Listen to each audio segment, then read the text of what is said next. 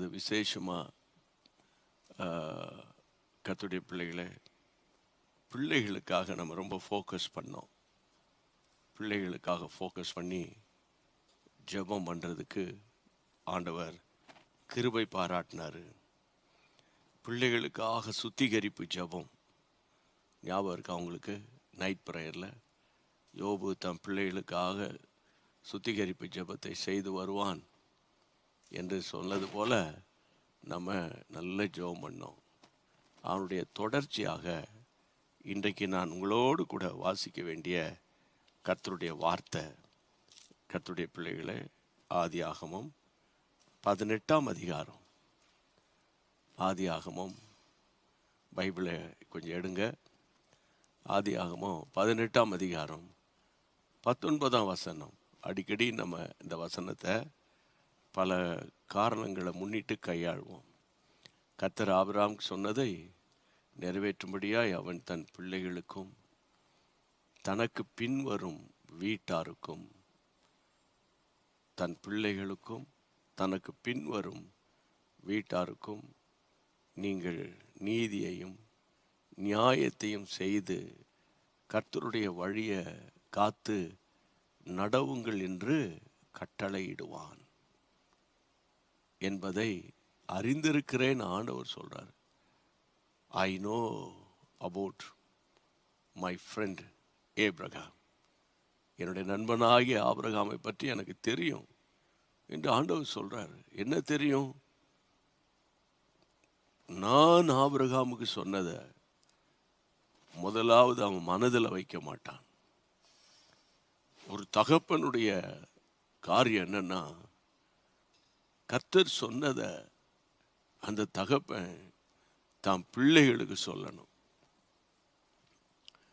ரெண்டாவது, தனக்கு பின்வரும் வீட்டார், தான் காலத்துக்கு பின்வரும் பிள்ளைகளுக்கும், அந்த வசனத்தை நீங்கள் படிக்கும்போது, தனக்கு பின்வரும் தன் வீட்டாருக்கும் நீங்கள் நீதியும் நியாயத்தையும் செய்து கர்த்தருடைய வழியை காத்து நடக்கணும் என்று முடிஞ்சா பாருங்க. அப்படி சொல்ல மாட்டான், கட்டளையிடுவான், கமாண்ட். ஆமேன். பார்த்தீங்களா? இதுதான் ஆபிரகாமினுடைய சீக்ரெட். ஆபிரகாம் வாழ்க்கையில் ஆண்டவர் அவருக்கு சொன்ன, ஆண்டவர் அவருக்கு செய்த அல்லது அவர் அனுபவித்த காரியங்களெல்லாம் முதல்ல தான் மனதில் வைக்க மாட்டார். அதை தான் பிள்ளைகளிடத்தில் ஷேர் பண்ணுவார். அப்போது இன்னைக்கு அவருடைய ஊழியனாகிய நான் உங்களுக்கு சொல்கிறேன், குறிப்பாய் தகப்பன்மார்கள், தாய் கூட எடுத்துக்கலாம், ஆண்டவர் உங்களுக்கு செய்த கடந்த கால அனுபவங்களை கொஞ்சம் யோசித்து பாருங்க. உங்கள் பிள்ளைகள்லாம் 2 வயசு 3 வயசாக இருக்கும்போது அதுங்களுக்கு ஒன்றும் தெரியாது. அப்போது உங்கள் லைஃப் ஸ்டைல், உங்கள் வாழ்க்கையில் தேவன் அனுமதித்த பாடுகள், அந்த பாடுகளிலே நீங்கள் கற்றுக்கொண்ட ஆசீர்வாதங்கள், பெற்றுக்கொண்ட நன்மைகள், அதெல்லாம் உங்கள் பிள்ளைகளுக்கு தெரியுமா என்பதை இன்னைக்கு நான் அன்போடு உங்களோடு பேசுகிறேன். உங்கள் பிள்ளைகளுக்கு நீங்கள் எடுத்து சொல்லணும். உங்கள் பிள்ளைகளோடு கூட அது பேசணும்.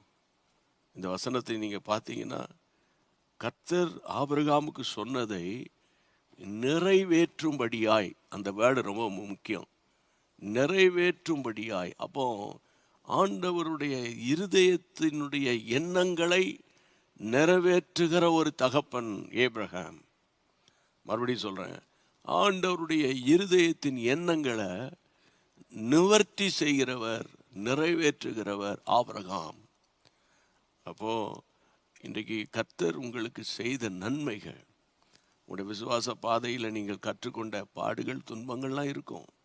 அதன் மத்தியில் கர்த்தர் உங்களுக்கு செய்த நன்மைகளை உங்களுடைய பிள்ளைகளுக்கு நீங்கள் ஷேர் பண்ணணும். ஒன்று, தனக்கு பின்னால் வரும் தன் வீட்டார் அப்படின்னா, சிலர் நல்லா சாப்பிடணும், வேலைக்கு போகணும், உடுத்தணும், வாழ்க்கையை செட்டில் பண்ணணும், இதில் தான் முனைப்பு.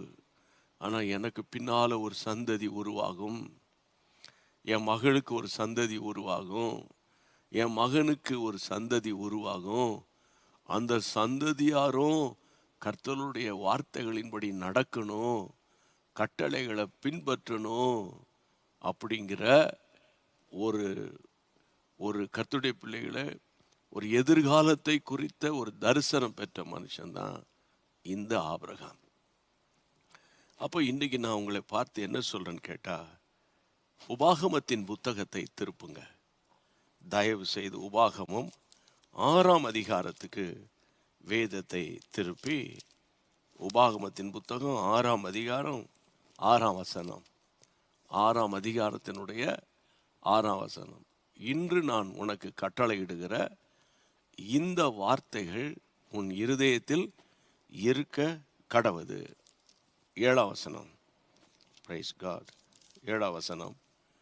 நீ அவைகளை, அந்த வசனத்தை பாருங்க, நீ அவைகளை உன் பிள்ளைகளுக்கு கருத்தாய் போதிக்கணும். நான் சொல்லுகிற கட்டளைகளை உன்னோட விட்டுறக்கூடாதுப்பா. உன் பிள்ளைகளுக்கு நீ என்ன செய்யணும்? சொல்லணும், இல்லை போதிக்கணும். டீச்சுங்கிற வேர்டு அங்கே பயன்படுத்தப்படுது. போதிக்கிறது. நீ வீட்டில் உட்கார்ந்திருக்கிற போதும், வழியில் நடக்கிற போதும், படுத்து கொள்ளுகிற போதும், எழும்பும் போதும் அவைகளை குறித்தே நீ பேசு. பாருங்க, உன் பிள்ளைகளுக்கு போதிக்கிறது மாத்திரம் இல்லை. அந்த வசனத்தில் நம்ம படிக்கிறோம், இப்போ தான் படித்தோம் கர்த்தருடைய பிள்ளைகளை. அந்த வசனத்தில் என்ன படித்தோம்? 6ஆம் அதிகாரத்தில் 7ஆம் வசனத்தில் உன் பிள்ளைகளுக்கு கர்த்தாய் போதிக்கணும். உன் வீட்டில் உட்கார்ந்திருக்கும் போது கர்த்தருடைய பிள்ளைகளை, உன் வீட்டிலே நீ நடக்கும்போது, உன் வீட்டில் படுக்கும்போது, உன் வீட்டில் எழும்பும்போது அவைகளை குறித்து நீ பேசணும். அவைகளை குறித்து நீ பேசணும். கர்த்தருக்கு ஸ்தோத்திரம். 8-9 வசனங்களையும் கூட பார்க்கலாம். 8-9. அவைகளை உன் கையின் மேல் அடையாளமாய் கட்டிக்கொள்வாயாக, அவைகள் உன் கண்களுக்கு நடுவே ஞாபக குறியாய் இருக்க கடவது. 9ஆம் வசனம்.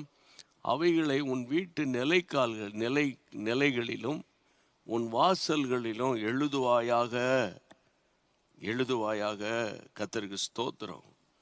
பாருங்க, ஆண்டவருடைய நியாய பிரமாணங்கள், அவருடைய கட்டளைகள், அவருடைய வசனங்களை பிள்ளைகளுக்கு சொல்வதிலும், படுக்கும்போதும், உட்காரும்போதும், எழும்போதும், நடக்கும்போதும் அவைகளை பற்றியே, வேர்ட் ஆஃப் காடை பற்றி பேசு.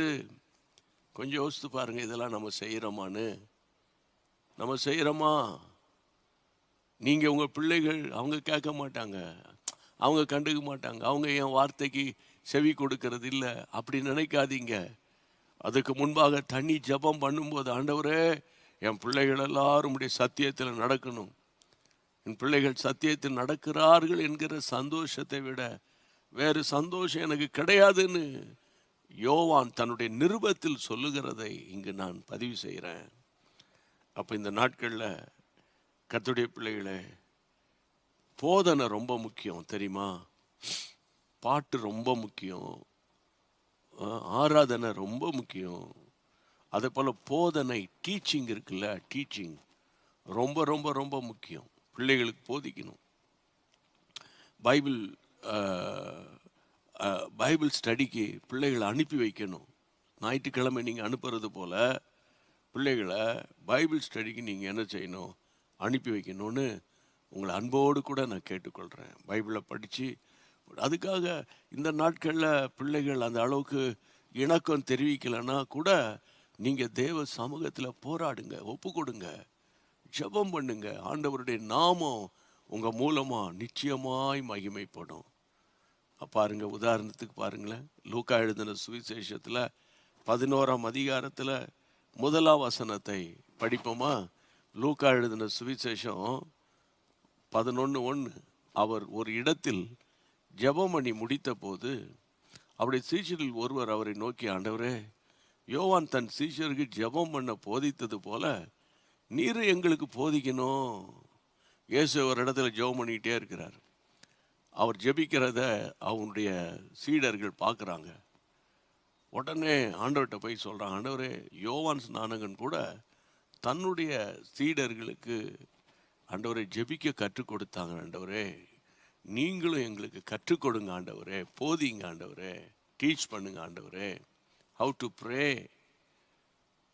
கஷ்டத்தில் எப்படி ஜெபிக்கணும், பிசாசை எதிர்த்து எப்படி ஜெபிக்கணும், தேவைகளுக்காக எப்படி ஜெபிக்கணும், கண்ணீரோடு எப்படி ஜெபிக்கணும், அழுது எப்படி ஜெபிக்கணும், பிறருக்காக எப்படி ஜெபிக்கணும், திறப்பில் நின்று எப்படி ஜெபிக்கணும், எங்களுக்கு கற்றுத்தாரும் ஆண்டவரே அப்படின்னு இயேசுவை பார்த்து சீஷர்கள் கேட்குறாங்க. அப்போ இந்த போதனை என்பது ரொம்ப முக்கியம். பிள்ளைகளுக்கு போதிக்கணும். நமக்கு போதனையில் கொஞ்சம் ஒரு விழிப்புணர்வு இருந்தால் தானே நம்ம மற்றவங்களுக்கு போதிக்க முடியும். சரி, இப்போ கடைசி காலம், இது ஒரு ஆவியானவருடைய காலம். அப்போ நீங்கள் ஆவியானவர்கிட்டே கேட்கலாம், ஆவியானவரே என் பிள்ளைகளுக்கு எப்படி பேசுறதுன்னு தெரில, நீர் எனக்கு முதல்ல என்னோடு கூட பேசுங்க, எனக்கு நீங்கள் போதிங்க. லூக்கா 12ஆம் அதிகாரம், லூக்கா எழுதின சுவிசேஷம் 12ஆம் அதிகாரம் 12ஆம் வசனத்தை படிக்கலாமா? லூக்கா 12:12. நீங்கள் பேச வேண்டியவைகளை பரிசுத்த ஆவியானவர் அந்த நேரத்தில் உங்களுக்கு போதிப்பார். நீங்கள் பேச வேண்டியவைகளை பரிசுத்த ஆவியானவர் அந்த நேரத்தில் போதிப்பார். பார்த்தீங்களா, இது பரிசுத்த ஆவியானுடைய காலம். அப்போ பரிசுத்த ஆவியானுடைய காலத்தில் நம்ம எப்படி ஜெபிக்கணும்னா, ஆவியானவரே என் பிள்ளைகளுக்கு எப்படி பேசணும், என் ஒய்ஃபோடு எப்படி பேசணும், பிறரோடு நான் எப்படி பேசணும், எனக்கு சொல்லிக் கொடுங்க. குறிப்பாக என் பிள்ளைகளோடு பேச எனக்கு சொல்லிக் கொடுங்க. அப்படியே கைகளை உயர்த்தி ஜெபம் பண்ணுவோம். எல்லாரும் ஒப்பு கொடுத்து ஜெபம் பண்ணுவோம். ஆமென். என் பிள்ளைகளுக்கு போதிக்க எனக்கு உதவி செய்யுங்க. நான் உனக்கு போதித்து நீ நடக்க வேண்டிய வழியை உனக்கு காட்டுவேன், உண்மையில் என்னை கண் வைப்பேன், உனக்கு ஆலோசனை சொல்லுவேன் என்று சொன்னீரப்பா. சங்கீதத்தில் கைகளை உயர்த்துகிறோப்பா. இந்த கடைசி நிமிஷத்தில் ஆண்டவரே, சகோதரன் மூலமாக நாங்கள் கேட்ட இந்த வார்த்தையின்படி நாங்கள் போதனைகளை கேட்டு என் பிள்ளைகளோடு ஷேர் பண்ணி எங்கள் பிள்ளைகளை சரியான பாதையில் நடத்த எங்களுக்கு கிருபை தாரும். ஜெபத்தோடும் ஆண்டவரே ஜெயத்தோடும் முடிக்கத்தக்கதாக உதவி செய்த கர்த்தருக்கு ஸ்தோத்திரம். எங்களுடைய சோசியல் மீடியாவில் இருக்கிற சப்ஸ்கிரைபர்ஸ், லட்சக்கணக்கான சப்ஸ்கிரைபர்ஸ் குடும்பங்களை நாங்கள் ஸ்தோத்திரித்து உங்களுடைய செட்டையின் மறைவில் கொண்டு வருகிறோம். இன்னைக்கு ஆன்லைனில் ஆண்டவரே செய்திகளை கேட்டவர்களை கொண்டு வருகிறோம். ஆண்டவரை இன்னைக்கு டிவி மூலமாய் கேட்டவர்களை கொண்டு வருகிறோம். எல்லார் மேலேயும் பிள்ளைகள் மேலேயும் உடைய பாதுகாப்பு இருக்கட்டும். உமக்கே மகிமை, உமக்கே மகிமை. இயேசுவின் நாமத்தில் ஜெபிக்கிறோம் பிதாவே, ஆமென். பிரைஸ் காட், ஹல்லேலூயா, ஸ்தோத்திரம். ஒருவருக்காக நீங்கள் எங்களுக்காக நல்ல ஜெபம் பண்ணணும். ஆண்டவருடைய நாம மகிமைப்படணும். உங்களுக்காக நாங்கள் ஜெபம் பண்ணுவோம், சரியா? ஆண்டவர் ஸ்தோத்திரம். எல்லாரும் சேர்ந்து சொல்வோமா? என் ஆத்துமாவே கர்த்தரை ஸ்தோத்திரி, என் முழுவலுமே பரிசுத்த நாமத்தை ஸ்தோத்திரி. என் ஆத்துமாவே கர்த்தரை ஸ்தோத்திரி, கர்த்தர் செய்த சகல உபகாரங்களை மறவாதே. ஆமென். பிரைஸ் காட், ஹல்லேலூயா. சேர்ந்து பாடிடுவோம். தேங்க்யூ. நான் உனக்கு போதித்து நடக்கும் பாதையை நாள்தோறும் காட்டுவேன், காத்திரு மகனே.